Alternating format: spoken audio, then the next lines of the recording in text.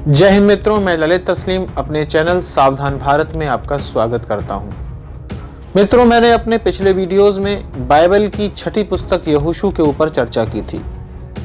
मैंने उन वीडियोस में आपके समक्ष इस बात को रखने का प्रयास किया था कि बाइबल का तथाकथित ईश्वर यहोवा किस तरह से अपने अनुयायियों को आपत्तिजनक कार्यों को करने के लिए आदेश प्रदान कर रहा है। हमारे ईसाई भाई बहन एक क्षमाशील, दयाशील और लोगों से प्रेम करने वाला ईश्वर यहोवा कहते हैं। वो तथाकथित ईश्वर यहोवा किस तरह से दूसरे देशों में रहने वाले लोगों की निर्दयता पूर्वक हत्याएं करने का आदेश देता है। बाइबल का ये तथाकथित ईश्वर यहोवा अपने अनुयायियों को उनके निकटस्थ प्रदेशों में रहने वाले लोगों की निर्ममता पूर्वक हत्याएं करने का आदेश देता है, उनकी संपत्तियों को लूटने का आदेश देता है, उनको उनके घरों से निकाल बाहर करने का आदेश देता है और उनकी जमीन पर अवैध रूप से कब्जा जमाने का आदेश देता है। बाइबल का तथाकथित ईश्वर यहोवा अपने अनुयायियों को ये आदेश देता है कि यदि वे उन लोगों को उनके प्रदेशों से बाहर न भगा पाएं तो वे उसे अपना दास बना लें।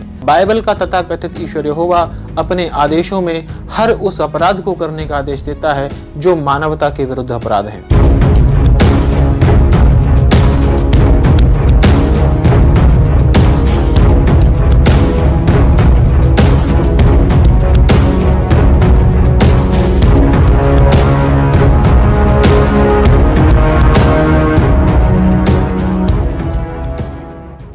बाइबल की छठी पुस्तक यहोशू में बाइबल का तथाकथित ईश्वर यहोवा अपने अनुयायियों को दूसरे देवी देवताओं को मानने वाले लोगों से घृणा करने का आदेश देता है, उनसे मित्रता न रखने का आदेश देता है और उनकी चीजों को लूट लेने का, छीन लेने का भी आदेश देता है। तो मित्रों, मैं अपने इस वीडियो में बाइबल की छठी पुस्तक यहोशू में वर्णित कुछ ऐसे ही आपत्तिजनक वचनों के बारे में और चर्चा आगे बढ़ाना चाहूंगा। तो मेरा आपसे निवेदन है कि आप बाइबल के वचनों पर एक नजर डालने का कष्ट कीजिए।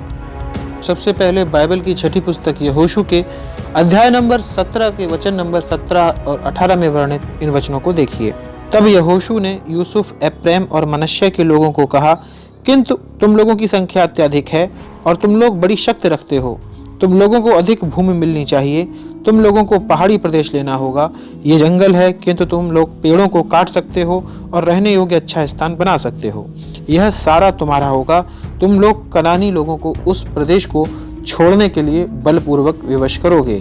तुम लोग उन्हें उनके शक्तिशाली अस्त्र शस्त्र और शक्ति के होते हुए भी पराजित करोगे। बाइबल के वचनों में बाइबल का तथाकथित ईश्वर यहोवा अपने अनुयायियों को, कनानी लोगों को उनकी भूमि से बेदखल करने के लिए, बलपूर्वक बाहर करने के लिए निर्देश प्रदान कर रहा है। बाइबल की इसी छठी पुस्तक यहोशू के 23वें अध्याय के वचन नंबर 9 को देखिए। यहोवा ने अनेक शक्तिशाली राष्ट्रों को हराने में तुम्हारी सहायता की है। यहोवा ने उन लोगों को अपना देश छोड़ने को विवश किया है। कोई भी राष्ट्र तुमको हराने में समर्थ न हो सका। इसके अलावा बाइबल की इसी छठी पुस्तक यहोशू के अध्याय नंबर 23 के वचन नंबर 4 और 5 को देखिए। याद रखो, मैंने तुम्हें यह कहा था कि तुम्हारे लोग उस प्रदेश को पा सकते हैं जो यर्दन नदी और पश्चिम के बड़े सागर के मध्य है। यह वही प्रदेश है जिसे देने का मैंने वचन दिया था, किंतु अब तक तुम उस प्रदेश का थोड़ा सा ही भाग ले पाए हो। तुम्हारा परमेश्वर यहोवा वहाँ के निवासियों को उस स्थान को छोड़ने के लिए विवश करेगा। तुम उस प्रदेश में प्रवेश करोगे और यहोवा वहाँ के निवासियों को उस प्रदेश को छोड़ने के लिए विवश करेगा। तुम्हारे परमेश्वर यहोवा ने तुमको यह वचन दिया है। तो बाइबल के वचनों में बाइबल का तथाकथित ईश्वर यहोवा अपने अनुयायियों के लिए एक प्रदेश के निवासियों को उनके देश को छोड़ने के लिए विवश कर रहा है, उन्हें अपने स्थान से बेदखल कर रहा है। इसके अलावा बाइबल की इसी छठी पुस्तक यहोशू के 22वें अध्याय के वचन नंबर 7 और 8 में देखिए कि बाइबल का तथाकथित ईश्वर यहोवा किस तरह से गैर इजरायली लोगों की संपत्तियों को अपने अनुयायियों को बांटने के दिशा निर्देश प्रदान कर रहा है। मूसा ने आधे मनश्शे परिवार समूह को बाशान प्रदेश दिया था।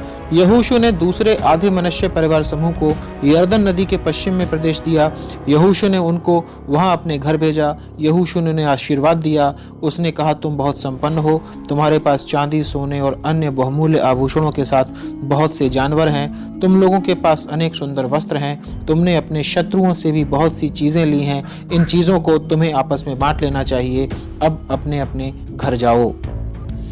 इसके अलावा बाइबल की इसी छठी पुस्तक यहोशू के 23वें अध्याय के वचन नंबर 7 और 8 में बाइबल का तथाकथित ईश्वर यहोवा दूसरे देवी देवताओं की पूजा करने वाले लोगों से मित्रता न करने और घृणा करने का आदेश प्रदान करते हुए अपने अनुयायियों से कह रहा है, हम लोगों के बीच कुछ ऐसे लोग भी हैं जो इज़राइल के लोग नहीं हैं। वे लोग अपने देवताओं की पूजा करते हैं। उन लोगों के मित्र मत बनो, उन देवताओं की सेवा पूजा न करो। तुम्हें सदैव अपने परमेश्वर यहोवा का अनुसरण करना चाहिए। तुमने ये भूतकाल में किया है और तुम्हें ये करते रहना चाहिए। बाइबल की सी छठी पुस्तक यहोशू के 23वें अध्याय के वचन नंबर 12 में आगे यहोवा कह रहा है, यहोवा के मार्ग से कभी दूर न जाओ, उन अन्य लोगों से मित्रता न करो जो अभी तक तुम्हारे बीच तो हैं, किंतु जो इज़राइल के अंग नहीं हैं। तो मित्रों, आपने बाइबल के इन वचनों में देखा कि किस तरह से बाइबल का तथाकथित ईश्वर यहोवा अपने अनुयायियों को, दूसरे लोगों को उनके घरों से, उनके प्रदेशों से बलपूर्वक बाहर निकालने, उनकी संपत्तियों को लूटने, आपस में बांट लेने और उनसे घृणा करने का, उनसे मित्रता न करने का आदेश प्रदान कर रहा है, उन्हें निर्देशित कर रहा है। तो मेरा अपने ईसाई भाई बहनों से ये निवेदन है कि वे अपने तथाकथित ईश्वर यहोवा के द्वारा इन आपत्तिजनक वचनों को कहे जाने, इन आपत्तिजनक निर्देशों को प्रदान करने के विषय पर क्या कहना चाहेंगे। तो मेरा अपने ईसाई भाई बहनों से ये सादर निवेदन है कि वे अपने तथाकथित क्षमाशील, दयाशील और लोगों से प्रेम करने वाले ईश्वर यहोवा के द्वारा निर्देशित किए गए इन आपत्तिजनक वचनों के बचाव में समुचित प्रत्युत्तर जारी करें। तो मित्रों, मिलते हैं अगले वीडियो में बाइबल की आगे की चर्चा के साथ। तब तक के लिए जय हिंद।